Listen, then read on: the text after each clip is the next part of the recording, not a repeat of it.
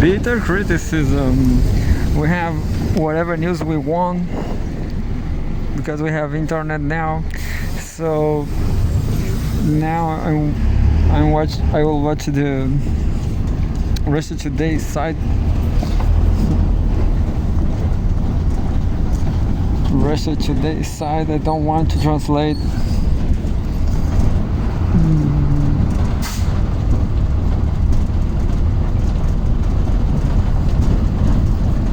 Fyodor Lukyanov, July 4th, Independence Day. Happy Independence Day for everybody. I mean it. I mean it's a celebration day. Let's be happy in the American way. Fyodor Lukyanov, July 4th. Fyodor Lukyanov, is Eurasia about to get its own NATO? July 4th, home Russia and former Soviet Union. The Shanghai Cooperation Organization could play an important role in a nascent security system that emphasizes total development.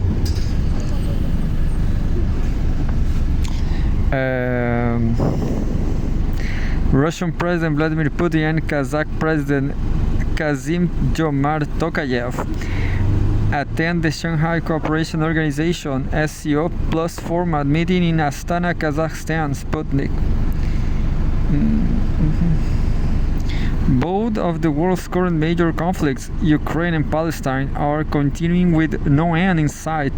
In the leading countries of the West, there are internal cataclysms that may significantly influence future behavior across the world, from Latin America and Africa to the Pacific. We see very lively processes signaling major shifts. No one doubts that the world is undergoing systemic restructuring. The question is whether the contours of a future order that will ensure a sufficient level of international sustainability are already emerging. In this context, this week's meeting of Shanghai Cooperation Organization SCO leaders is in this context this week's meeting of Shanghai Cooperation Organization SCO's leaders is of particular interest. In particular, talk of an Eurasian security system, so to speak. It is the air. The SCO is unique. It is a full-fledged institution that does it. A fairly formalized structure with its own bodies and rules, unlikely, for example, the BRICS. The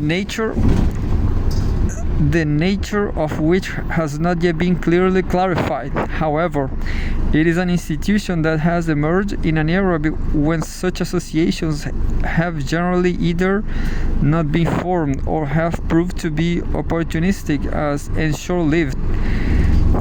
It is enough to recall the mass of acronyms that appeared and disappeared in the former USSR. The system of governance based on international organizations is a feature of the second half of the 20th century, when a solid international framework was built. It was preserved after the Cold War, but its internal content changed.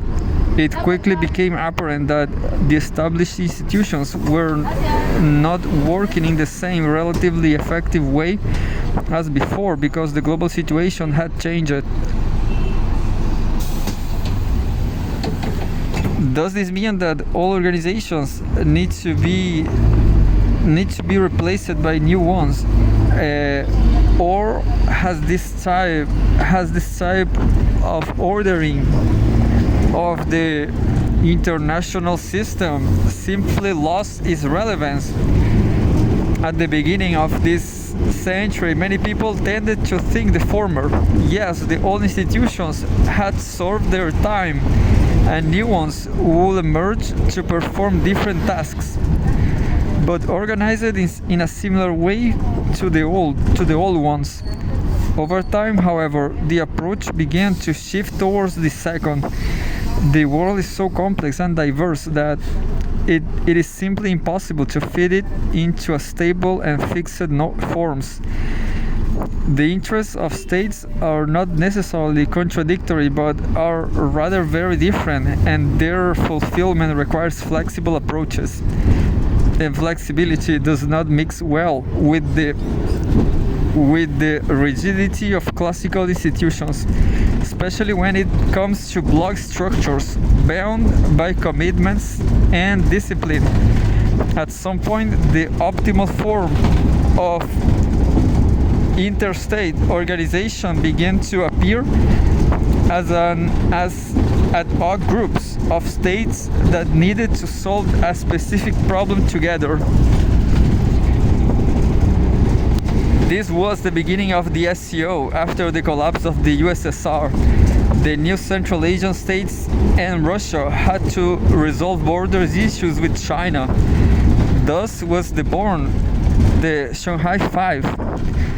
The problem was solved so successfully that it was decided to preserve and develop this successful format. Over the years, the forum has grown to include India, Pakistan, and Iran, while Belarus will be attending this year's event. The summits are usually attended by the leaders of other powers important to the Eurasian region, such as Turkey and the Persian Gulf monarchies. Enlargement adds solidity to an organization, but whether it increases efficiency is debatable. And not just because, for example, relations between China and India and between India and Pakistan are, to put it mildly, complicated. This is an obstacle, of course, but not the only one. The main thing is to find an agenda that requires a real joint effort and is of interest to all participants in an applied sense. This is difficult given the diversity of SCO members. We should probably start by understanding Eurasia's role in the world. The major Eurasian powers are now emerging as leaders in international economics and politics. But the natural summation of potential that is often made by when talking about the SCO or BRICS is of little use. What is more important is that this vast area cannot be bypassed or ignored. All the processes taking place around the globe depend on it, or are linked to it. It is not by chance that Eurasia is traditionally called the core, and belonging to it units all the states of the Shanghai Cooperation Organization, which determines both the opportunities and risks. They are linked to the increased attention paid to Eurasia by powerful extra-regional players, which is not always for the good, to say the least. The idea of an Eurasian security system is in the air. China, the Central Asian countries, and India have approached it from different sides. Recently, the Russian president launched such an initiative. Eurasian security, unlike European security, is not a military political phenomenon, but a model for the comprehensive development of the space and the realization of its enormous potential. The SCO has its shortcomings, but it is an ideal platform for formulating the principles of this great project. This article was first published by Rossiyskaya Gazeta newspaper, translated and edited by the Russia Today team. So yeah, an article about the SCO. As I always say, the SCO is more serious than the BRICS. The BRICS, you cannot rely on Brazil or South Africa. You will never know what's the future of these countries.